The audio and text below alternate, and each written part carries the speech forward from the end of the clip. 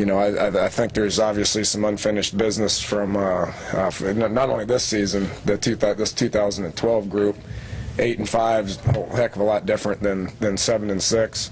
Much like we ended the Kansas game playing for the seniors. Those guys have been through a lot. Respect a lot of the things that those guys have done. Got some pretty good football players in that group, to the point to where we want to send them out on top with 8 games.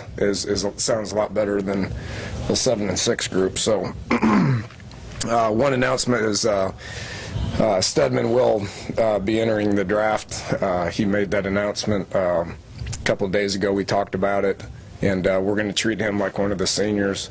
Truth of the matter is he came in with a lot of them. He came in with Gino. He came in with Tavon.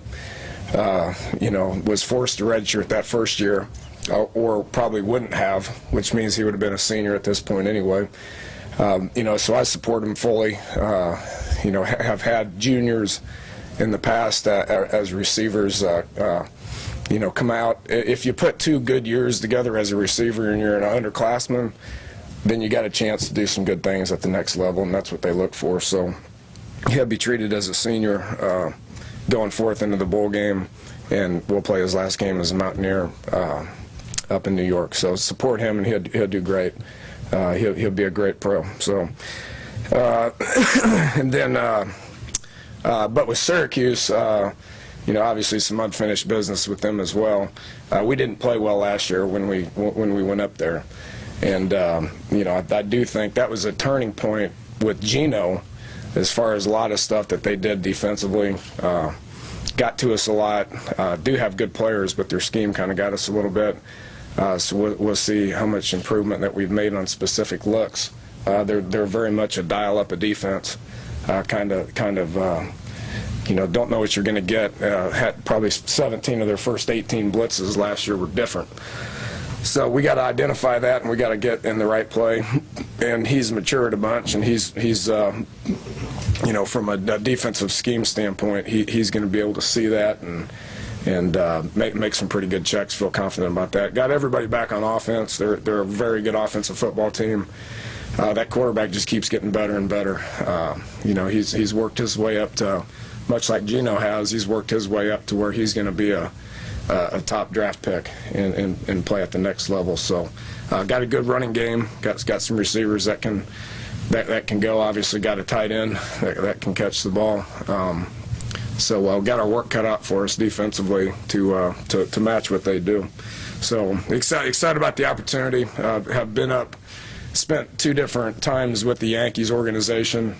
Those guys are tremendous. The organization's tremendous. They take great care of us. It'll be a fun bowl game with some good events to be able to, to be able to spend some time in New York City. I pulled our team, and I think we're at about 75% of our guys have never been to the city. So it'll be a new experience for them. It'll be a neat experience for them. The actual stadium is a pretty good venue for a football game, believe it or not. Fits in there pretty good. It's kind of on top of you, so it gives you the feel of a pretty good atmosphere, I think. So, and I do think we'll travel well, and I do think Syracuse will travel well, which will be fun and entertaining as well. So that's kind of where we're at. Open it up to some questions. Made a couple changes with the defensive staff. You could get into Coach Roberts a little bit, and then also the decision with Keith and Joe. Right. I made my statement with Darren, and Darren's a great friend and is a great person and is a great football coach. He's and we appreciate his time here, and we appreciate his effort and energy with everything that he was doing, and wish him a bunch of luck in his future endeavors. Joe DeForest is very, very, very, very valuable to our coaching staff, to our football program. He wears many hats, always has. Is a tremendous football coach. Has focused a lot on the safeties, which we have 2 pretty good safeties that have been playing pretty good ball, so excited about what he was doing with them. He brings a bunch of experience from a recruiting standpoint, from a special team standpoint, from an associate head coach standpoint, from a next guy in charge standpoint, and that will continue. Keith Patterson has been doing a a fantastic job. He's a great defensive coordinator, has been for quite some time. Instead of having two of the guys sharing that responsibility, I think it's probably important for one guy to kind of take that lead. So he'll be doing that. It's easier for that to happen from a linebacker standpoint. He's been doing a good job of coaching our backers, but when you're coaching the backers from a defensive coordinator standpoint, you're closer to the front aspect of things, and you're closer to the back aspects of things. So he'll do a great job for us. He will be calling plays, Coach Patterson. Mm-hmm. And who's coaching your quarterbacks? Andrew McGee will now. We'll hire a guy here, coming up after the bowl game. That's something Coach Patterson and I are talking about. Coach DeForest has given his input. We'll get the right guy in here for a variety of reasons. But Andrew's a really, really good, bright young man. I mean, I was, when I was at Oklahoma State, I watched him, and he's the leader of our FCA guys, and is a tremendous kid. Has got a bright future. Has been working pretty closely with them here since he got here. So he'll take the lead on that. And then obviously Coach DeForest, because he's in the back end, we'll spend a lot of time with those guys as well. And the timing of this is kind of unusual. You don't see coaching changes made that often between the regular season and the bowl game. Can you kind of go over your thought process there? And have you gotten everything done that you wanted to do as far as coaching changes? Yeah, I feel good about it. Once the Kansas game was over, whatever was going to happen, there's no sense in wasting time with it. So, that's given Coach Patterson, about 2.5 weeks to sit in here and coach and teach. There's no sense in pushing the pause button, and when you're going to do something at the end of the season. So it gave us an opportunity to just start moving forward. Once and it happened about 8 a.m. on Sunday after the Kansas game. So have made progress with what the future is going to be. Have made progress with what the vision of the defense is going to look like.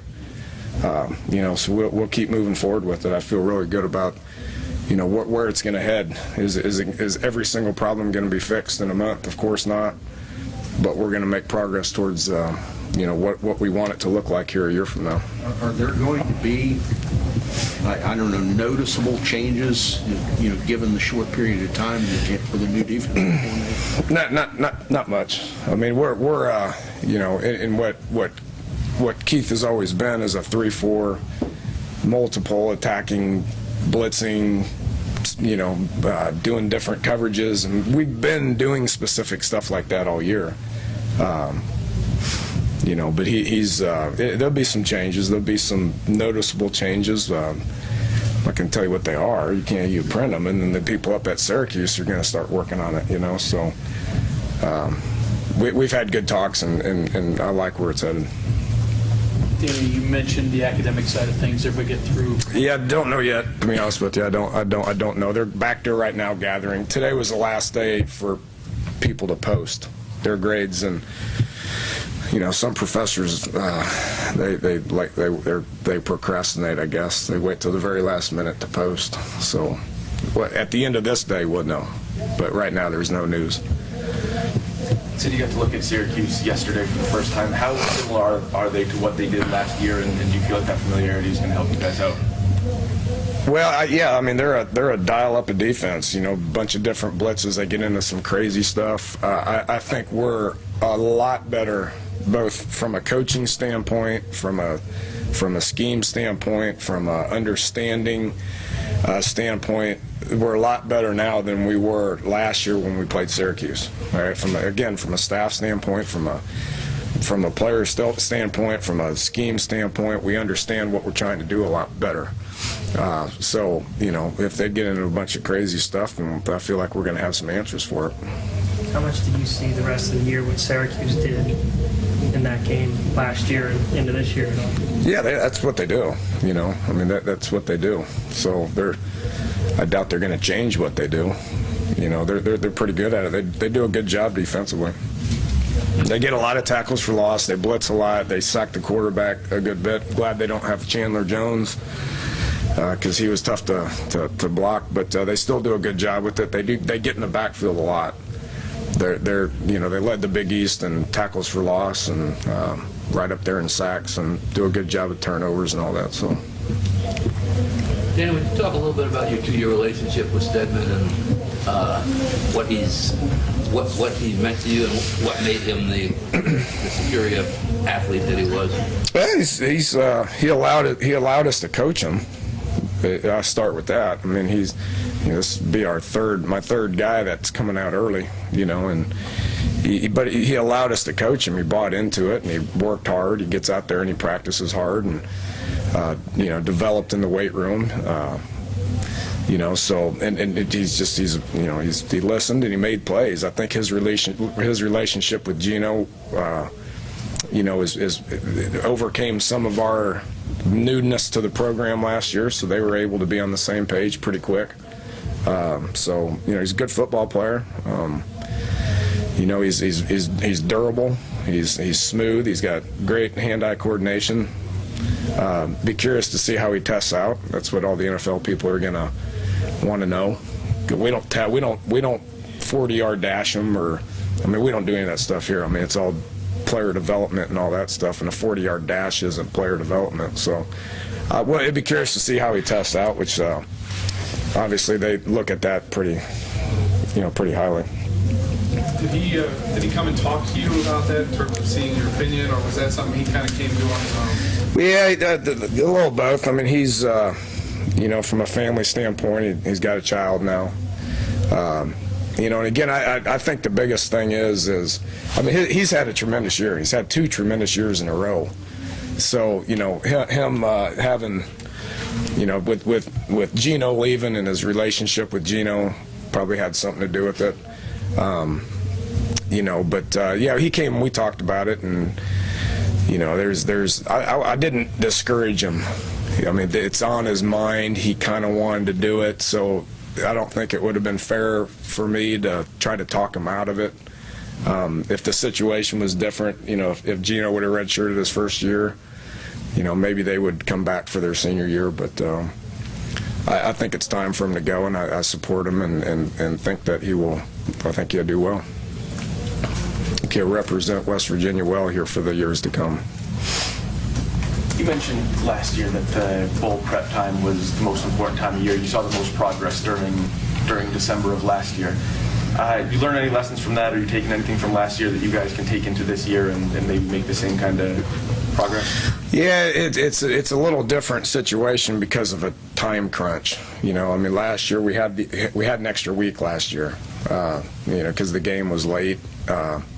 So we had that extra week here. You know, we have a plan up until this week where you got to prepare, and then you got to give them a break, and then you convene. And once we convene in New York, it's not going to be the same situation as it was in South Florida from a weather standpoint, from a practice facility standpoint. I mean, it was very convenient for us down in Florida, which means we had more practices. We were down there for about 8 nights and had more practices where it's going to be tough to do that in New York from a travel standpoint, from a logistics standpoint. So we're not going to practice as much up there. So we won't get as many practices in. The format will be the same, just minus several practices, which is just the way it's got to be.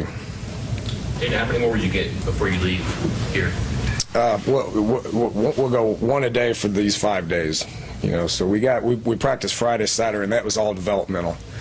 We met and lifted Sunday to introduce Syracuse, and then this week we will practice 5 days on Syracuse. So got 4 more this week. Most of your fans probably haven't followed Syracuse this year, and their familiarity is probably they were kind of a modest offense, I guess, and it's much different this year. It looks like, especially with the quarterback. What do you see that's changed? And if you could describe what it was versus what it is for people. You know, they're opening it up a little bit more. I think they trust the quarterback more. Their receiver skill is better than it was last year. so a lot of the same people with a couple more, but it just looks like they opened it up a little bit more because they trust them a little bit more, I guess. They're moving the ball pretty good. They're averaging 500 and some yards or whatever it is. Their points don't add up. I think they're averaging 29 points a game, but their yards are pretty good. But I would assume they trust him. The quarterback, he just keeps getting better. So the better he gets, the more they allow him to do. They're very multiple. They'll still get in a two-back tight end set a good bit and run it at you, but then they'll spread it out and they'll look like our offense some. They'll motion some people and put people in space and go high tempo at times. So. All right, thanks, Coach. All right, you got it. Appreciate it, guys.